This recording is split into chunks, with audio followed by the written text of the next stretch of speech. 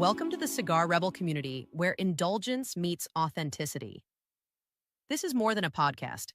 It's a gathering place for those who savor life's luxuries with unapologetic passion. Here we celebrate the fine art of living through rich flavors, bold spirits, exquisite cigars, and unforgettable experiences. Welcome, Cigar Rebels, to the podcast. I'm Mel, and whether you guys are lighting up on your back porch, sitting in your favorite lounge, driving home from work, or just escaping with a cigar to enjoy a little bit of peace and quiet, we are glad you're here. And I'm Kevin. We're coming to you live tonight from Story Cigars and Lounge with another industry discussion. And we're so thankful we've got a room full of people. Say welcome, guys. Welcome. So there's a good group you guys can hear with us tonight, here to support Tony Rollins and Steel City Cigar. So Mel, I just took your line. No, you're good. Yeah, tonight we are here with Tony Rollins of Steel City Cigars. So welcome to our podcast. Thanks for having me. Of course. Yeah, and so tonight we're going to talk with Tony about how he got into cigars, his first cigar memories, why the decision in the cigar business, what made him choose Steel City Cigars, and all of those fun things, and some other things we're going to dig into, right, Mel? Right, yeah. But first, we're going to go ahead and cut, light, and settle in. So all you rebels out there, get ready. Yeah, and so Mel, what are we smoking tonight? And actually, before you do that, Tony, why don't you tell us about what we're smoking tonight? There you go. So we're smoking the Bell Ringers. Why don't you tell us about that? So the Bell Ringer is a full-body cigar, has a Dominican and Nicaraguan filler in it, but it has a Ligero wrapper and binder. So you're going to get all that fullness of the Ligero all the way through the cigar with a little hints of sweetness. Ligero actually is a very tasty wrapper that a lot of people just put in the filler instead of on the wrapper. Okay, Yeah, absolutely. Awesome. So we can go ahead and do a cold draw. Absolutely. Yeah.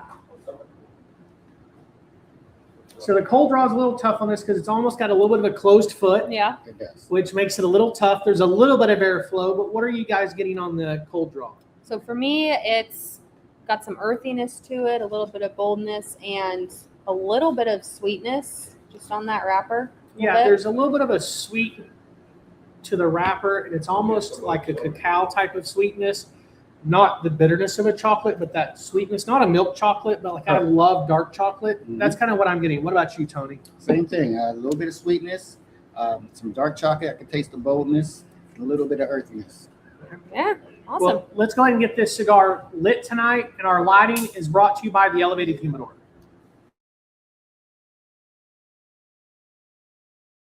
Some moments deserve more than just passing by.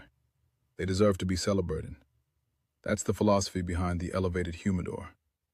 Born from a passion for hand-rolled premium cigars, TEH blends world-class tobaccos from the Dominican Republic and Nicaragua into cigars crafted with tradition, precision, and purpose. Whether you're marking a milestone, closing a deal, or simply taking a well-earned pause, the Elevated Humidor turns a simple moment into a lasting memory. With 4 distinct collections crafted to satisfy every palate, there's truly something for everyone. Explore the smooth refinement of the Velvet Collection, the elevated sophistication of the Elegant Collection, the timeless character of the Core Collection, or the flavor experience of our Infused Collection. Visit your preferred tobacconist and ask for the Elevated Humidor by name. If you don't find us on the shelf, our premium collections are available online through our trusted retail partner, Two Guys Cigars, bringing exceptional craftsmanship and unforgettable experiences directly to your door. The Elevated Humidor. Celebrate life the elevated way. As always, thank you to our sponsors. Now that we have this lit, we've gotten to take a couple of just few quick draws on there. How is everybody liking it? I mean, I'm sure you're probably a little biased, but, of course, throw your opinions out there. Yeah, so for me, I was having a conversation with Eric a little bit earlier about the uniqueness of this cigar, and I would agree. There's a unique flavor on the initial few draws. I feel like there's a unique flavor on the aroma profile that I don't know that I can pinpoint what it is, but it's just, and I think it comes from that double Ligero that's in there that creates that profile. And so I've enjoyed this one. This is probably my 7th one of these I've smoked since I got some from you, Tony, Okay. in the last month, probably. Yeah. I mean, I would agree with that. For me, the aroma almost at first reminded me of barnyard, but it's a little bit more smoky than that. As in, like, as in, like, when you smoke a brisket or something, you get that charred. So almost like a charred barnyard on there, maybe. Yeah, absolutely. And I think it's one of those things that there's a nuttiness and a little bit of spice on the finish for me, but I've really enjoyed overall. So. Yeah. So Tony, again, welcome to Cigar Rebel. We are glad to have you here with us tonight.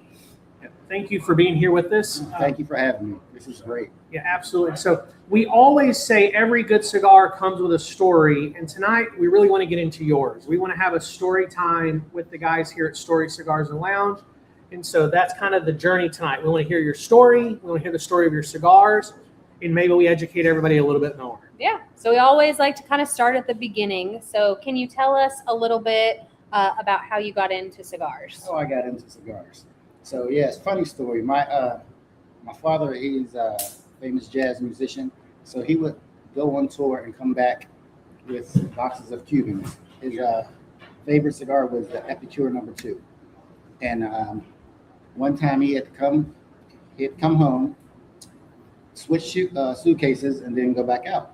But he left his cigars there. and as a young kid, you always want to do what your dad is doing. So I was very interested on what is it about these cigars that he loves so much. So needless to say, when he left, came back, half of his cigars were gone.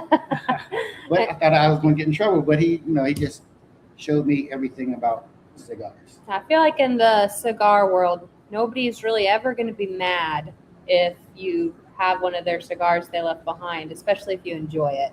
Yeah, absolutely. So I just want to say to a bunch of people commenting, Leslie, Dwayne, Alex, great to see you. A lot of Stories people in there. John Bolt's on, Roper, Krista, Simple Man, Mobile Cigars. Man, super glad to have all of y'all on the podcast tonight. We appreciate all of y'all's support, especially being here for Tony and hearing the Still City stories. So yeah, it's great.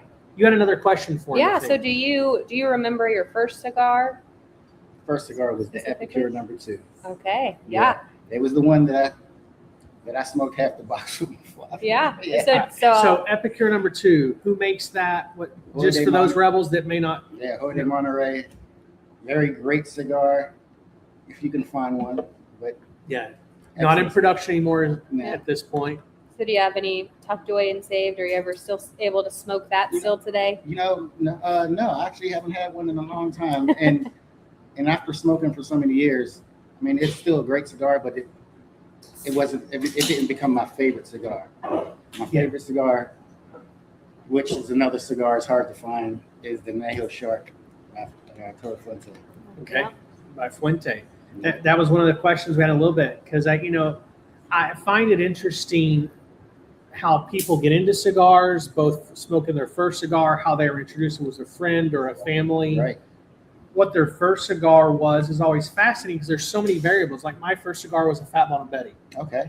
And I moved on quickly, but I smoked probably 2 boxes of those. Getting into Mel's first cigar was a Romeo and Juliet, right? Well, my very first cigar was actually an unbanded Connecticut that my dad gave me, but that was my first cigar. I don't know what kind it was. I don't know if he knows what kind it was. Yeah. He just had a box of Nice. unbanded cigars with different blends. I'm guessing it was probably a Dominican.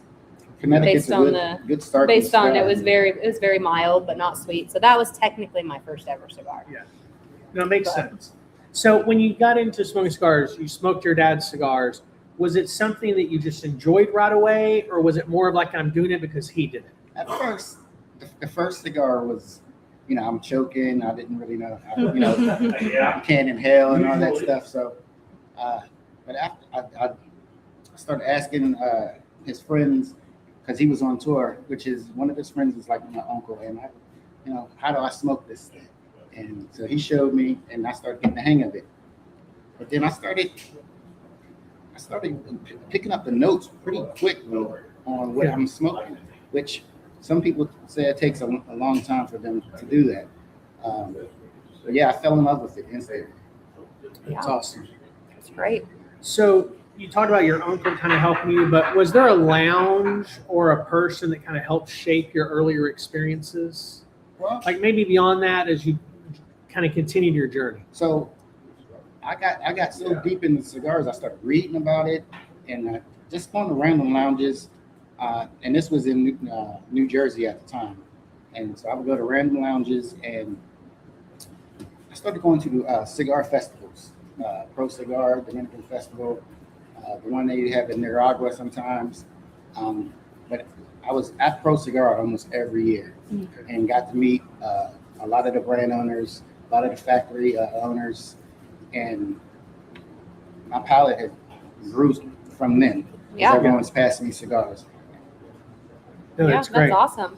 So a lot of people, they think of cigars, they're just about the cigar. But like for many of us, it's the people, it's the room that you're in, it's the conversation, it's really getting that feeling that you're slowing down a little bit, enjoying the cigar. So I would love to hear from you, what is your favorite part about the cigar culture and the experience? Wow. Like I said, I've had a chance to experience different types of cigars in different regions, different countries, and it's a different experience in different ones. But as a whole, I like the way that you can sit down and really retrospect about life or whatever else is going on with the cigar. I like the way it changes. Yeah. Makes you think, about the good things. Makes you think about things you have to do, but it slows it down to where you can actually concentrate on what you're thinking about. Yeah, absolutely. And I love that experience because I think the other thing cigars do is it's the great equalizer, right? Mm-hmm. You can sit in a room like we are tonight with people from all walks of life, all backgrounds, different ethnicities, different jobs, different experiences, Yes. but we're all here to enjoy this artisanal product, this hand-rolled cigar, right? Correct. And it doesn't matter if you're smoking an Opus X or you're smoking a house blend or you're smoking a bell ringer, you're just enjoying something that people put their blood, sweat, and tears to bring to the table for us to enjoy. And I think there's something unique about that. Yes, and the great thing about cigars is there's the perfect cigar is the one that you like the best. Yeah. It doesn't have to be Steel City. It doesn't have to be Fuente or anything else. If you like it, that's the perfect cigar for you. Amen. Yeah. I agree with that 100%. Yeah. So Roper said that the bell ringer pairs great with the Willet Purple Top, which is a fantastic bottle. Roper confirming over there. But we'd love to know if you put in the comments, Krista dropped that Fat Bottom Betty was her first cigar. We'd love to know if you're watching live with this, or if you're on the replay, go ahead and do the hashtag replay fam and let us know what your first cigar was. Because that's one of those things that we can bring up.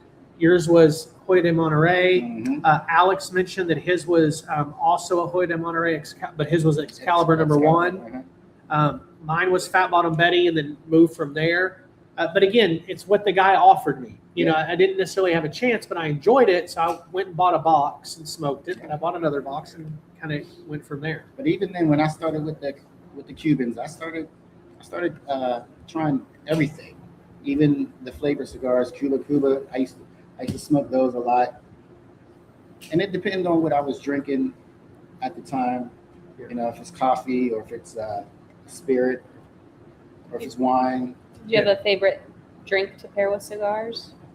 If you choose just one, I know you pair it with a lot of stuff. We do as well. I normally pair with bourbon. Okay. Yeah, that's good. That's I awesome. pair with bourbon unless I'm trying to pull out flavors. Mhm. Then I struggle because I'm so influenced by the bourbon. Bourbon, yeah. Typically water or zero sugar cream soda or root beer. Yeah, definitely. I love this bell ringer, this Maduro wrapper with that cream soda is fantastic. I know you're drinking a Dr. Pepper, but the cream soda feels like it cleanses my palate a little bit without influencing it on a dark cigar. Oh, no, definitely. On a lighter cigar, I'm drinking water. And so, Yeah. So I want to spend time about the cigar. Let's just check in for a minute. For those of you that are watching live and smoking it with us, we'd love to know your thoughts.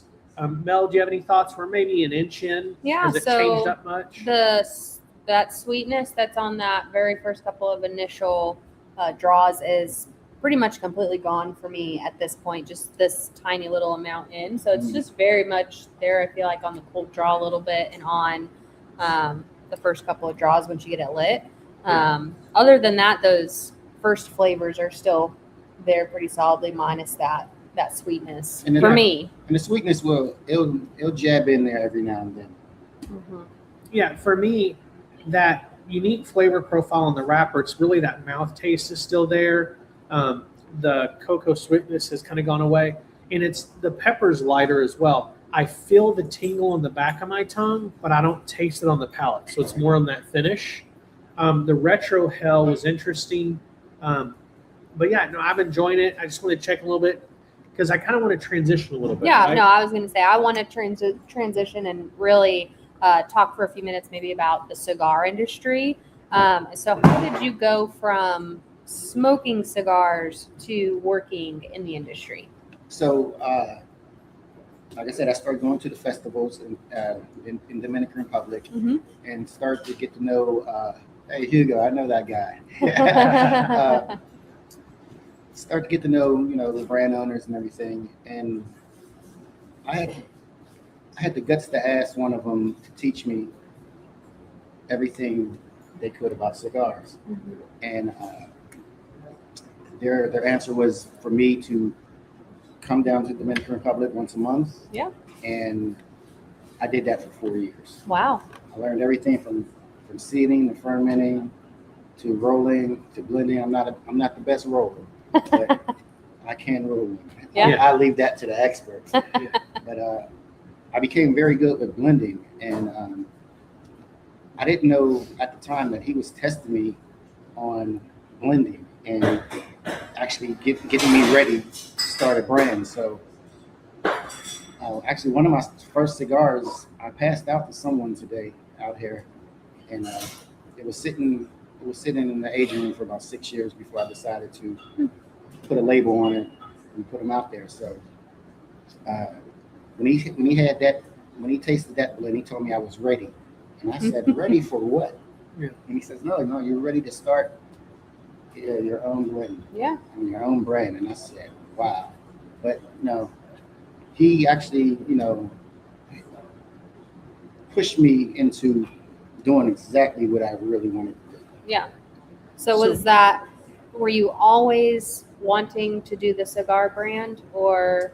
I always just wanted to be in the business. I didn't particularly wanted to do a brand. That's kind of scary. I'm a physical therapist by trade. So, So it's a big transition when you go from one to the other. Yes. Yeah, and I was telling some people earlier because we were in here talking in the lounge, and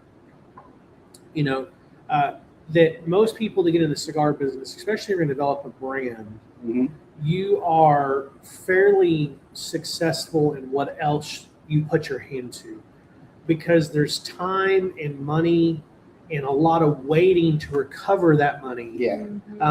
Everything from licensing regulation to paying all these stupid tariffs and custom fees that pop up new every month lately.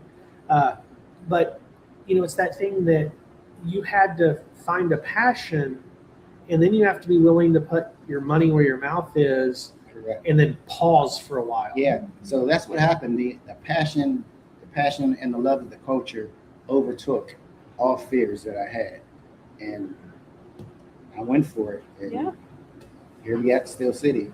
Yeah, that's awesome. And I went a different ways. Most people, they come up with their brand, and they just try to get into many stores as they possibly can.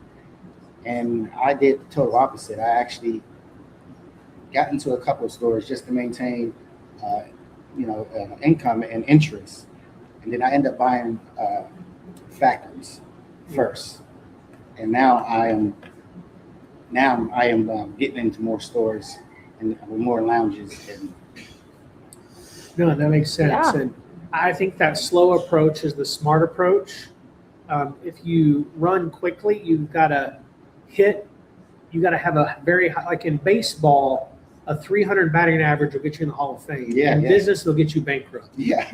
Right? Yeah. And so you've got to be hitting 800, 900 if you want to be successful, if you're just rushing. But if you slow grow it, you can take the no's and learn from them. Correct. And so I'm very proud to hear. And that was one reason I wanted to work with you guys and have you on the podcast, is because hearing your story a little bit from you, but one from a good friend of ours, Jason Fields of McAuliffe, I love Jason. who speaks the world of you. That is my buddy. And I'll tell you, I'll be home tomorrow, Jason. Yeah, and so I'll tell you, we're sitting here tonight because of Jason continuing to put seeds and watering it to sit and talk with you and get to know you. And so, but that's what's great about the cigar industry, right? It's so big, it's tiny. Yeah. No, I tell people that all the time. It's so big, but everyone pretty much seems to know everyone. Mm-hmm. And I like when they do the festivals, like Pro Cigar Festivals or PCA, so where you can regroup and see all those friends again and have a good time. Yeah, it's fun. Walking around PCA is almost it's like a reunion. Yeah, so we go for stories to buy, but it's hard to sometimes make appointments because you're so busy catching up. Yeah, right. It's like I just want to go to hang out. Yeah, right. Yeah. I got to do business while I'm there, but I want to hang out. I want to jump to a bunch of comments. The comment section is busy tonight. I like it. I love that. But I want to, like Krista said, Fat Bottom Betty was her first. I'm just going to hit a few. For Conrad, it was Maker's Bourbon Cigar. Addie was the Ladybug, and I still smoke it, which is amazing. Hugo, as you said, is in the house. Simple Man's in the morning with a coffee is his favorite pairing. Love that for Dale. King from Jewish Boy, wish they were still around. What are some of the other ones? Alex asked if this cigar was in the Rebel Pack. It is in the Rebel Pack this month, so we've got several people out there smoking it. And then flavor notes. Roper Smokes said nutty, woody, light spice, hints of sweetness. I forgot my phone, Dave's cigar review. My first was Romeo and Juliet at age 16. The Rebel, he is out there smoking at an early age. Dwayne says a hint of macadamia nut on the retro. Man, maybe that's that nuttiness that I was tasting, Dwayne. Love that comment. Yeah, that's a good one. I've never heard that one before, but that nuttiness, it fits. Yeah. And Alex is making the comment that he's in the medical field, like you are, Tony, and so he's working on a cigar brand. And so definitely good people out there. So thank y'all for commenting. I just want to touch on. Yeah, no, it's great. It said I was like 40 messages behind. Yeah. So I was like, I got to go look at them real quick. No, it's great. So, starting your brand, going through that whole process, during when you were starting up your brand, what was harder than you were expecting on that? As a boutique brand, most people go to the big brand names. So it's hard for them to say, okay, well, I'm going to bring this boutique brand in here. Yeah. And so getting them to smoke the cigar, I think is the hardest thing. Because, you go to the lounges and I got to give you a fist bump on that. Yeah. It's not them buying, it's getting them to actually smoke the dang Yeah. thing. Yeah, you get them to smoke it, and if you have a great cigar, they're gonna eventually, but they're gonna buy it. Yeah. So, but it's just getting them to smoke it. So when I sit down, I actually try to light a cigar for them. I find out what their profile is, and I'll pick one out of Still City line, and I'll light it for them. And see, just get them to at least take a puff. Yeah. Yeah. No, that's great. The worst part is when they're like, hey, just leave them, I'll smoke them in a few days. Yeah. Here's the problem. So we own the brand. As many of the Rebels out there know, the Elevated Humidor, and then as a part of our partnership here at Stories, people drop off cigars for us to smoke. And I don't meaningfully do this, but it's a week or 2 weeks because it gets put in my locker. Mm-hmm. I get busy. Yep. And so I'm always like, hey, if you can find time to drop by, smoke one with one of our tobacconists. Smoke one with somebody else that's here. Get somebody else that I trust their opinion. Or if you can be around when Mel or I are here. Yeah. Or set an appointment. Like that's Yeah. always, if you can set an appointment, we'll be here. Right. But our thing is, if you're going to be here, I'm going to smoke a cigar with you. And as long as it doesn't suck, I'm going to make it work. Yeah, you know, Yeah. like because I want to value, and we may make one order and people aren't on it, and we have to move on. Right. But I feel like cigar brands, especially the boutique and smaller brands, deserve a chance. Get it in people's hands, Yeah. and if they're asking for it, we'll bring it back in. I mean, a lot of people are going to be mad at me when I say it, but I think us boutique brands are driving the industry now. I think we're bringing something new, and new combinations of tobacco, new flavors. So We've had a concept to do, and I'm glad you bring that up, because about going, who should get the focus, small or large brands? And in my opinion, like you, and that people are going to be mad at me, and I'm okay with that as well.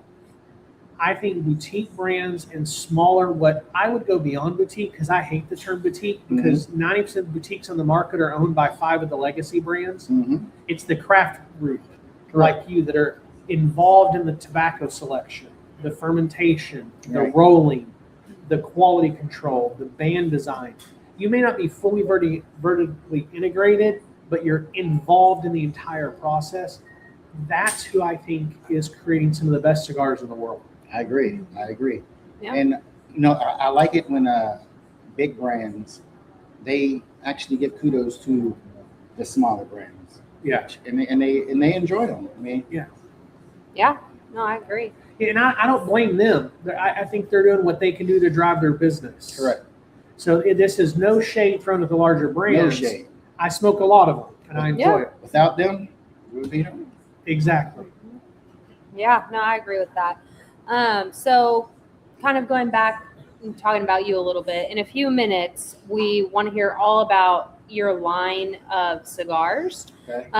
But for the purpose of this next question, we're just looking for the name of this one. But in your line, which one is your favorite?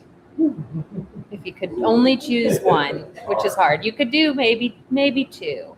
Because when someone asks me to choose a favorite in ours, I can never choose just one. Wow. I would have to say, because it was one of my first, and it was the one that kind of put me on the map, was the Hill District. Okay. Awesome. I've not smoked that one, the Hill District, so I'm excited to smoke that one. So it's a box press. It's an Indonesian Sumatra wrapper, jalapa binder, and Dominican and Nicaraguan filler.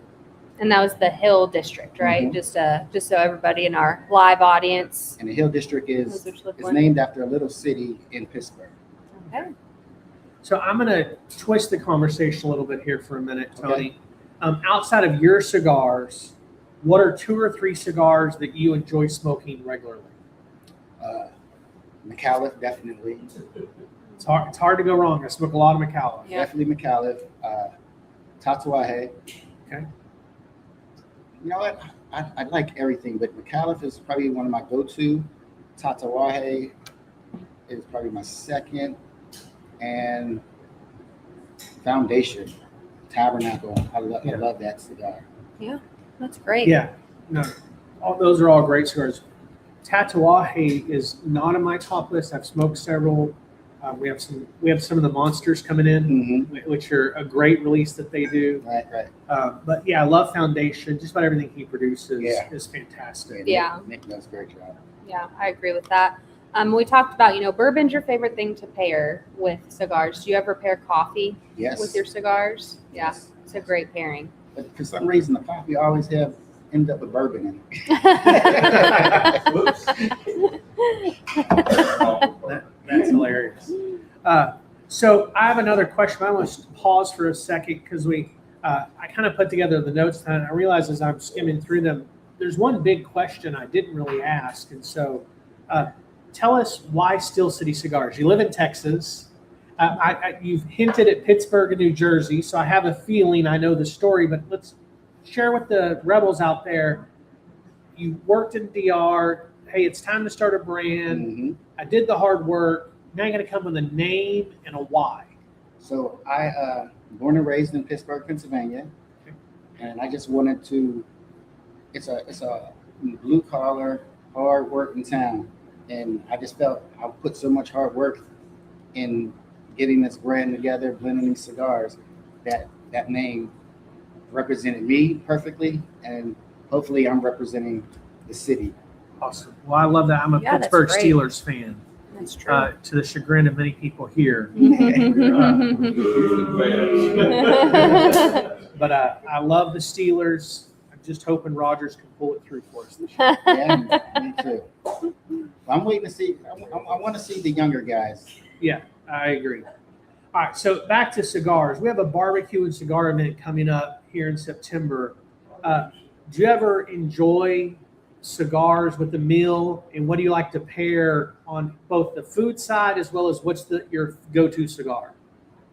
Man, so food side, barbecue as far as brisket. I like a real heavy, meaty cigar. You know, I normally go with the McAuliffe Black, Okay. something like that. And then when I'm eating ribs, something kind of sweet, with like a sweet sauce to it. Yeah. There's a cigar that I've rolled for a guy's. His name is David Skelton.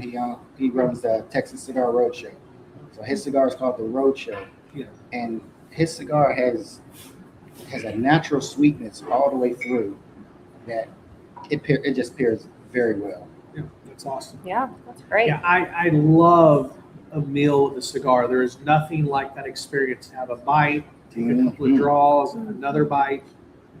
So Have you ever been to a Saga restaurant in Dominican, in Santiago? Have not. Oh Have man, not yet. so they have a great tomahawk there, Okay. and you can smoke your cigar and eat at the same time. Next trip. Love to put it on the list. I love that. Absolutely. Yeah, that's awesome. So circling back, you gave us kind of your favorite in the line. You told us a little bit about it. But really, why is that cigar your favorite? Well, that was actually the first cigar that I put in production. Okay. So is that the one that you blended and had sitting for No. so long? Okay. No. Okay. So the This first is- one you put in production. Mhm. And it's a different cigar. So the Hill District is a very artsy city where you have painters, you have musicians, and they all come to the city. That's where it's almost like New York. That's where they go to make it. In Pittsburgh. Okay. So there's all types of nice nightclubs and art galleries there. So that cigar kind of reminds me of all that creativity. It's a different flavors, different taste on that cigar, and it just reminded me of the Hill District and place where I like to listen to live music. Like I said, my dad's a jazz drummer, so Yeah. especially jazz. Yeah. There is nothing awesome. like live music, Yes. Mhm. and there's nothing like good jazz with a cigar. Yeah. Mel and I love to go to jazz places when we travel. We love to go to dueling piano, and so the best time is when we can find somewhere we can do that and smoke a cigar. Yeah. And so when we're in Vegas, we've been there quite a bit over the last few years. There used to be a dueling piano and jazz bar in Nice. Paris hotel, Nice. and we would go in there and you could smoke a cigar as long as you bought a drink. Mhm. And so we'd find the back corner and we'd smoke 4 or 5 cigars and listen to jazz. Yeah. And they'd intermingle, and there's nothing like it. Like it's just the perfect pairing. And that's what I thought a couple years or maybe a year or two ago. Me and my dad actually we've been going on tour, so I bring his jazz band with me when I do my cigar events, and it's New York style jazz, and he brings his band. We have cigars and just have a good old time. Yeah. We need to do that here one time. No, that'd Yeah. be amazing. That's awesome. So we do an anniversary party once a year. Maybe Yep. maybe that's a good music Yeah. Maybe. setup. No, those are, I mean, I'm loving all the conversation. We are going to take just a quick break, but when we come back, we're going to talk more with you, Tony, and also more about Steel City Cigars. All right, so We fell in love with cigars not because of the flavors or smoking experience or perceived status, but because it allows barriers to fall between other humans and build deeper connections. For that reason, we've been super intentional to curate a space where people can find community and enjoyment with others, and cigars just happen to be the way we're doing it. For that reason, we are thrilled to be the one and only cigar retail store and lounge in downtown Lufkin. A good story is one of the most powerful tools used to connect with another human. Sharing stories fades out differences and highlights similarities found in the details or with the storyteller. Over the years, we have seen some of the best stories told over cigars, and thus, new friendships are made, passions shared, encouragement given, and so much more.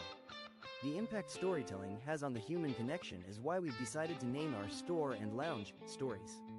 Because behind every good cigar and conversation is an even better story.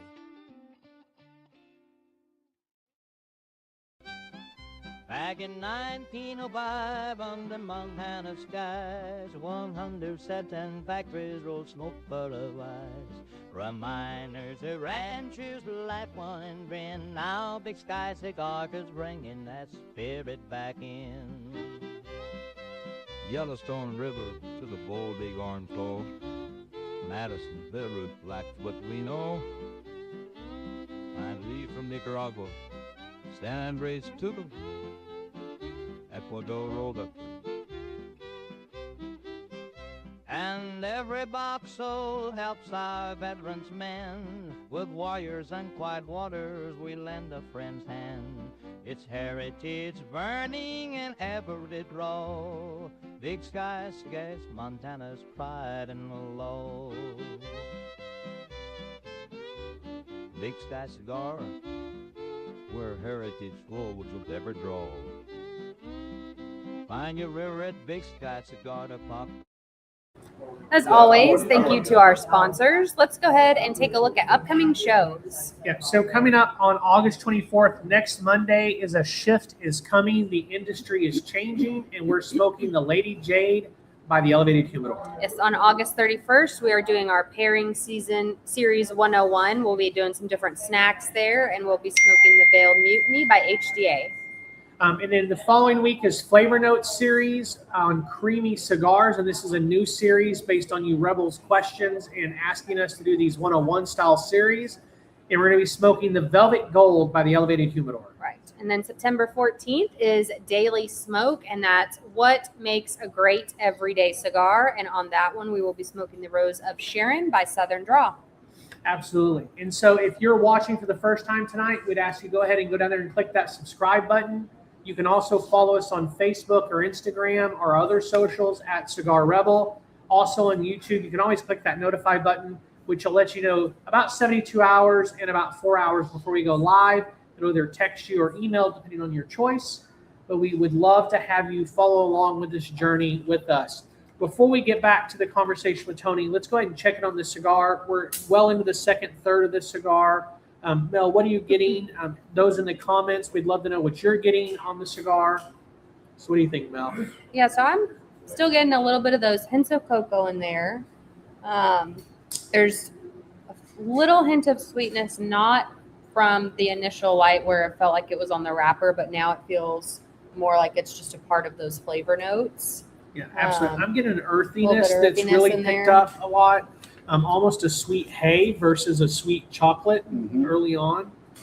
There's still hints of that cocoa or cacao that's there. And then there's a little bit of a breadiness that's kind of on the mouthfeel and the retroheld. So I'm enjoying that.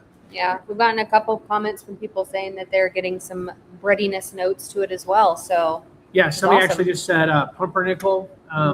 That's what it is. Wow.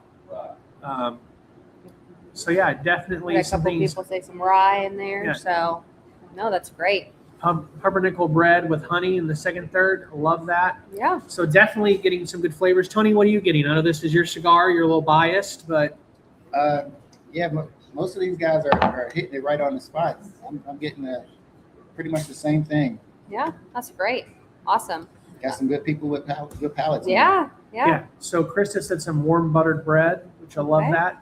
And so we try not to get into the crazy flavor profiles, like it's the Key lime pie. or it's like it's the bubblegum wrapper that you left in the back of your car and then it got stuck to the bottom of your shoe and you've licked it. That's what it tastes like. I know there's some guys that do that, and we make fun of a good friend that has some really crazy reviews, but he's spot on most of the time because once he says it, it's imprinted and you taste it, right? Yeah.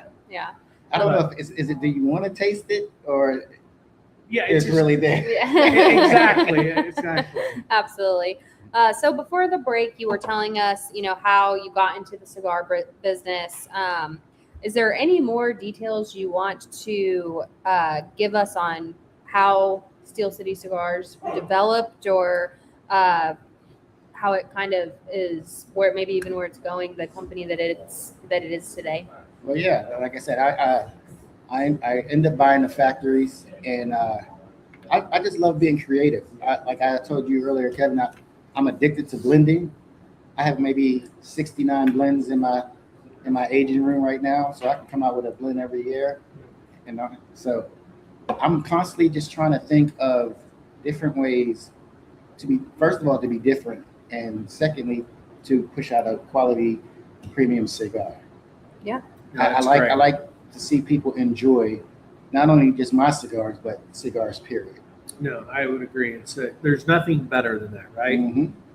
And I love getting feedback on how people are enjoying construction. Because good or bad, if you're a blender, good or bad, it is good criticism. Yeah. Even if they don't like it. Yeah. I tell people all the time, I'm like, hey, negative feedback is good feedback. Correct. Good feedback is great, and great is exceptional. Right. But you've got to have the bad feedback, because we blended 9 cigars before the first one was smokable, and we thought we could bring it to the market. Yep. Yeah. Because the other 8 were bad. Yeah. But without somebody being honest, right, we weren't going to get better. Right. Yep. No, you're exactly right. And actually, I think I'm blending some of the best cigars that I've blended now than when I was focused on. Yeah, I got to blend a great cigar. Right now, I'm just letting it flow, and coming out with great ideas. Like that split decision is something different that no one is doing in the industry that I thought was different and turned out to be a great smoke. So That's awesome. I mean, we get asked all the time, is the stuff that you're blending now better than the stuff you blended when we very first started? Yeah. And the answer to that mostly, I would say, is yes, because we have time to explore. We have time to experiment. Right. We grow in what we're doing. And then we've worked with some other master blenders that are way beyond us, and you spend a day or 2 with them, and you get better. Yeah. And I smoke a lot of other cigars. I smoke Steel City a lot, but most people would probably think because I'm a brand owner, I smoke my cigar all the time, every day. I don't. I smoke a lot of different brands, so and just that way keep me on my toes on what's out there, what blends people are coming up with, keeping them. Yeah. It gets me interested. Yeah, I probably smoke 1 of ours a day, and 5 or 6 of other brands. Correct. In a day. Yeah. And sometimes I'll smoke something. I mean, this reminds me of something of ours. Let me go grab ours, and I'll end up having them both lit, and be like, "Hey, what's similar? What's not?" Yeah. Because if you continue smoking the same cigar, your palate actually shrinks. Yeah. And I would agree. You don't get to experience the other brands that's out there, the other blends. Yeah, absolutely. So before we kicked off the podcast tonight, we had a little bit of a kickoff event here at Stories for Your Cigars. Yeah. Great turnout too. A great turnout. So we got a crowd in here, and good opportunity to really interact with some of our cigar smokers, our members. Are there any thoughts you want to share on maybe the kickoff here or events in general? Like, what do you enjoy about doing events? I enjoy watching people smoke my cigars.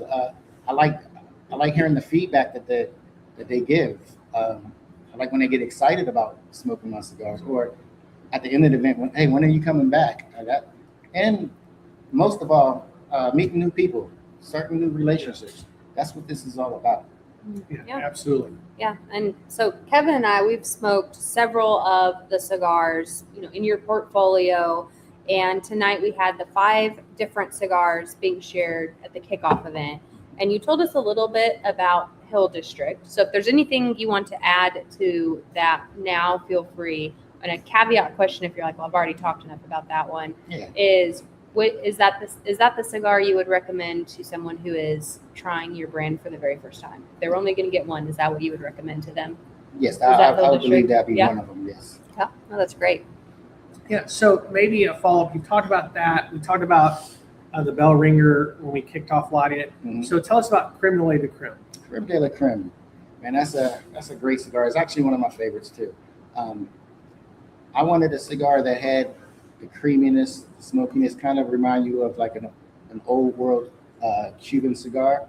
So what we did with that cigar is we actually burnt the actual tobacco leaf before we rolled it, so we get that smokiness, that creaminess, and then we rolled it and let it sit, and it turned out to be pretty good cigar, very creamy. Yeah. It was one of my favorites. A lot of people in the beginning when I first released it, a lot of people actually looked past it because it's called creme de la creme. So some people thought it was like a flavored cigar or something like that.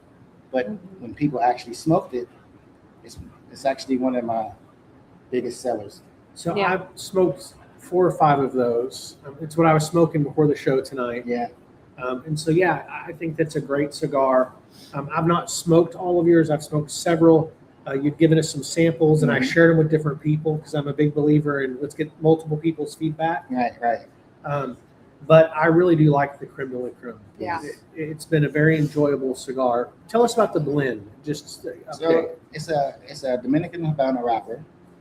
It has a Salve Sente binder.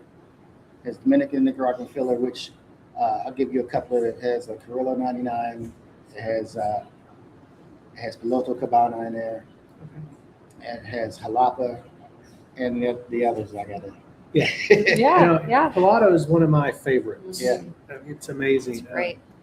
When and tonight's about you, but it's fun to interact with. We were in the DR and doing a tasting, and they blinded us on a bunch of different tobaccos.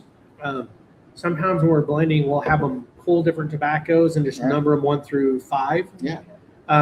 And they were all blown away. There's like, okay, this one's Crillo 98, this one's Pilato. They're like, really? Like, how'd you know that? And I was like, there's just a distinct flavor. On 99, I can't get, but 98, there's just a spice to it. In Pilato, we use in several of our cigars, particularly the Ladybug, the Mel Blended, and I just love the profile, the aroma. The aroma of that is, to me, is and so that might be why I like creme de la creme. Is there's that Pilato in there that just it feels like comfort food. It does, right? It's like eating a big bowl of macaroni and cheese. Like it's just comfort. Yeah. So why don't you tell all the rebels out there a little bit about the Yinzer? The Yinzer. So in Pittsburgh, we say Yins guys instead of you guys. So the Yinzer, so we call each other Yinzers. So the Yinzer is a San Andres wrapper. It also has Dominican and Nicaraguan filler. And it was just something I needed to make a mild cigar. And I don't really smoke mild cigars, so it was one of the hardest cigars for me to blend. But what I did is I made the blend and I field tested it. I made about 50 boxes and start passing them out to people. And the Yinzer was another one that when it hit the Pittsburgh scene, it just went crazy just because of the name. But when people actually smoked it, it was a great Lancero cigar. And unfortunately, a lot of people don't like Lanceros because they're not getting their bang for their buck. But Lanceros are very flavorful cigars. That way you get to taste everything that you're blending. Yeah, and I love a good Lancero because the wrapper has such a higher impact on the cigar. That and Coronas are like where I want to be. Yeah. Well, that's where I'm at most of the time. I'm a true medium smoker. I like full bodies, and I do now frequent with the milder blends, but Lanceros and Coronas and Petite Coronas, you get me at hello. Yeah, I agree 100%. So Steel Curtain, I know that's a newer one of your cigars. Yes. So I'm hoping it's a reference to the best football team in the world. And so tell us about Steel Curtain. So Steel Curtain was a cigar. One of my home lounge that I go to, they wanted, the guys there, they wanted a bigger ring gauge from Steel City. They wanted something on the line of the bell ringer with the full bodiness, and I try to give people what they want. So it is, of quadruple Lajero wrapper, but it smokes pretty smooth. It's not real punchy, but it's heavy, and you'll know that you're smoking something full body. And I love that. I love that you're giving people what they want.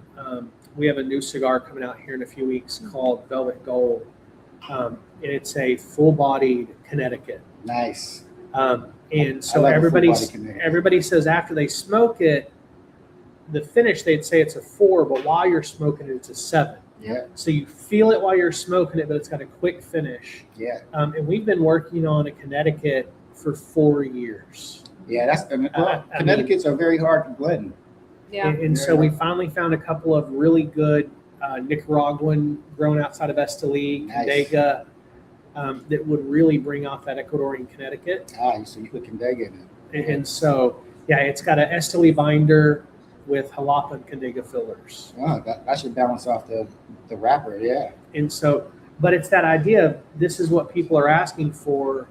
And, to your point with the steel curtain, it's trying to blend something that people want, and people don't understand. And it leads into kind of the next question of how much labor goes into getting that profile right Yeah. now. Right. I mean, like, talk about when we were in DR last time blending, how many little cigars, Paralettos did we smoke before we kind of whittled it down? About 50. It was a lot.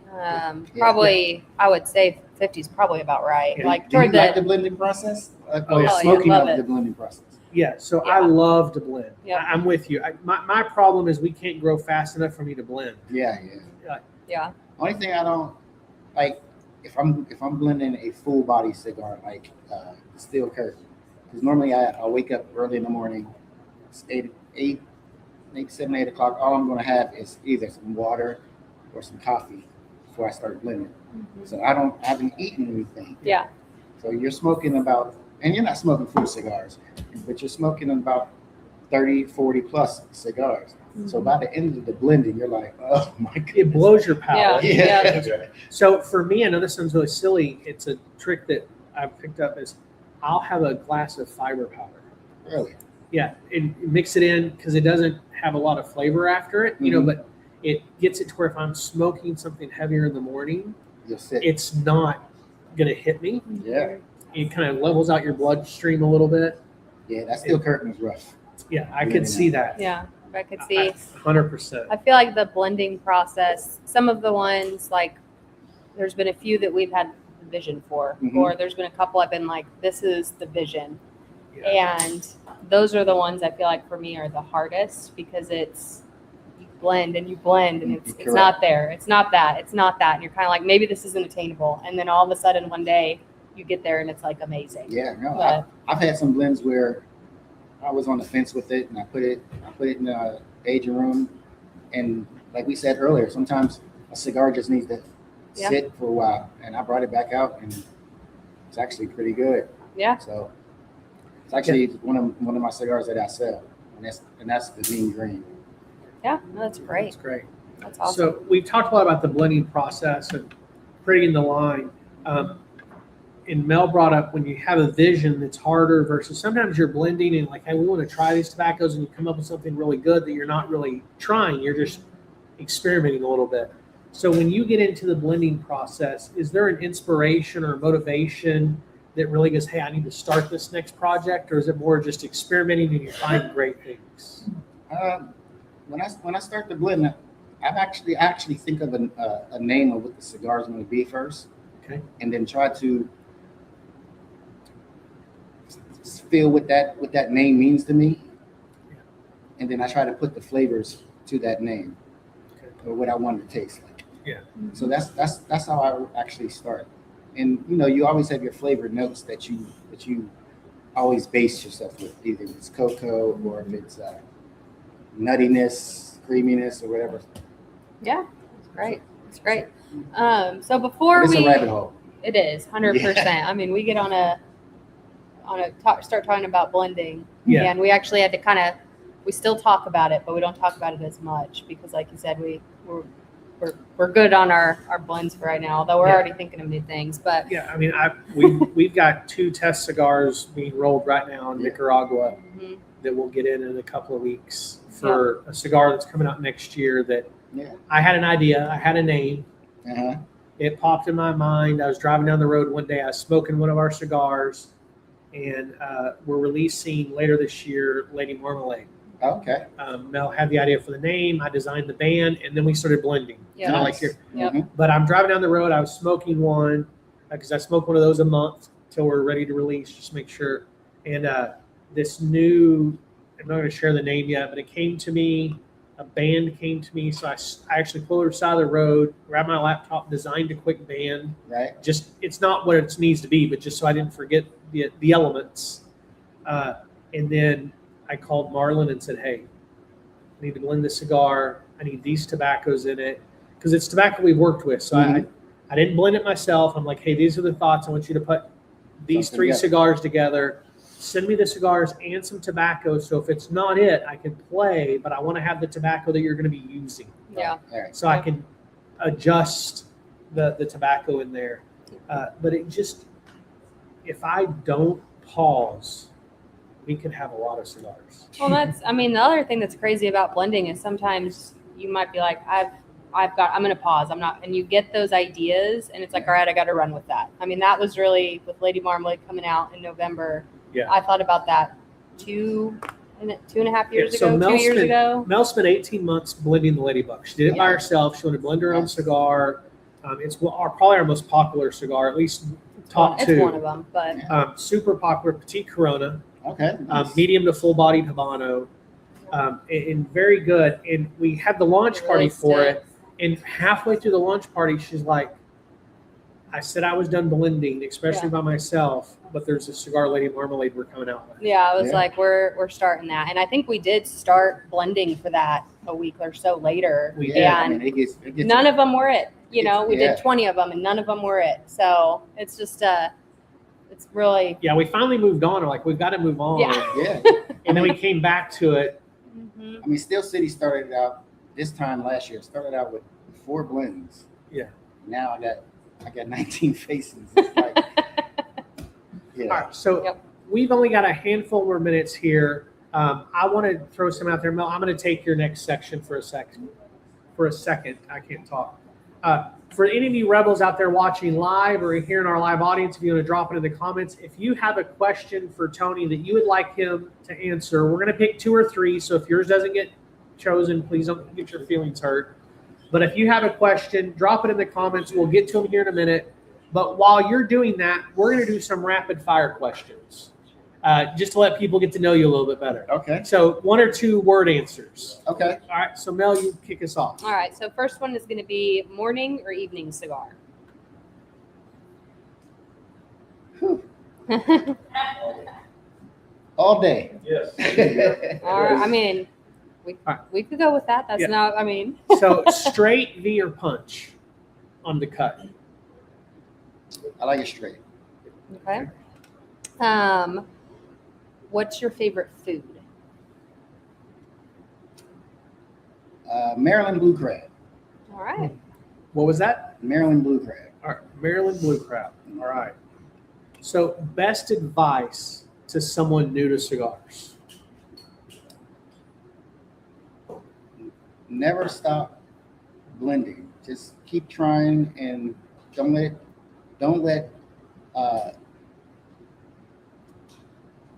the slowness stop you, because it will pick up and you'll wish that it would be slow. Yeah. So keep on blending if you want. That's what you want to do, and keep your passion. Keep your passion. Yeah. That's great Awesome. advice. So It's very true. what is the favorite event that you've done at Steel City Cigars? Favorite event. Now I don't have a favorite, but I'll tell you my It's a favorite. smart answer. My favorite thing. My favorite thing is that I'm actually doing things with my father. So I bring his band with me while we're doing events, and that's like that is one of the greatest things for me. That's awesome. Yeah. That's great. Absolutely. So questions we have here, see if we got any out there. One of the questions, will stories be stocking Steel City Cigars? The answer to that is yes. We didn't get any other questions, so you're doing a good job covering some things tonight, Tony. Great. But no, so we have a question. Yes, sir. I'm a barbecue, competition barbecue smoker. Okay. I hardly ever smoke barbecue without smoking a cigar with it. What do you suggest? What do you like? So I'm going to ask the question so our live audience that's Okay. not in the house can hear. I'm sorry. No, you're great. I'm just going to repeat the question. So his question was, he is a competition barbecue smoker and he loves to smoke a cigar while he's doing that. What does he recommend? What is he asking? What does Tony recommend for him to smoke while doing it? Oh man. Depends on the smoke. It depends on what you're what you're cooking. Depends on what you're cooking. In Texas, pecan wood barbecue. Okay, we'll grab you a nice Maduro Yeah. cigar, medium plus, and let it go. Yeah. Yeah. Get along with it so I can smoke it during the whole cook. Yeah, there you go. There we go. All right, so there is so much more that we can talk about tonight. We could circle back and dig in, but unfortunately, time is running out tonight or running short. And so, Mel and all of you smoking the bell ringer with us, what's your final thoughts on this cigar? We've got lots of great feedback in the comments. Yeah. So for me, I've got that still that little bit of lingering sweetness in there, some mild spice. Yeah. Got some little bit of maybe toasted wood or something in there as we transition. Like with most cigars, it heating up at the end a little bit. I'm feeling that heat, and it's insinuating the pepperness on my tongue and on my lips, which I wasn't getting before. It's always been there on the retro, but it wasn't really there. And I told you earlier, there's a little sting on the back, but now there's a constant sting, which to me is that it's not the white pepper. It's more of that black pepper, or that Krista likes to describe it as that jalapeno lingering. This isn't that flavor, just that sting. Correct. I always call that it tastes like more because as long as I'm eating the hot sauce, it doesn't burn. But when I stop, I feel it. Yeah. And that's what I'm getting on this cigar. The really has dropped off. The chocolatiness has gone away. The haze gone away. There's just this strong peppery earthiness. And again, I'm down to maybe an inch and a half left of the cigar, so definitely a good. Somebody in the comments said they'd grade it in the 90s. Great smoke, love the sneaky spice, wants to try with coffee, 2 thumbs up. Really enjoyed the cigar and the story behind Steel City. Tony was an excellent guest, so thank you. Great feedback from those across the country. We've had lots of comments, not just here. We've got about 30 people from around the country watching. So that's beautiful. Yeah. Well, I mean, we really appreciate you joining us tonight, Tony. All of you rebels out there, thank you guys for joining us tonight. If you liked this episode, please leave us a review, share with your cigar friends, and hit us up with any topics you'd like us to dive into in future episodes. Yeah, and if you're watching or listening on the replay, go ahead and drop a comment, #ReplayFam. Click the notify button on YouTube to be notified of any upcoming shows. And as always, you can find us on any streaming platform, Spotify, Amazon, Apple Music. We would love for you to click subscribe and follow along this crazy journey that we're doing here at Cigar Rebel. Next week, we have a great episode for you Rebels on Monday night at 7 p.m. A shift is coming. The industry is changing, and we're going to dive into that. But for tonight, this has been our show with a great guest, Tony Rollins. Thank you for having me. And Steel City Cigars. Appreciate you guys. Yes, thank you again so much for joining us. And thank you to all of our viewers for tuning in. We will see you next Monday at 7 p.m. Central Time. Until then, keep your cigar lit, your ash long, and your palate curious. Good night, Rebels.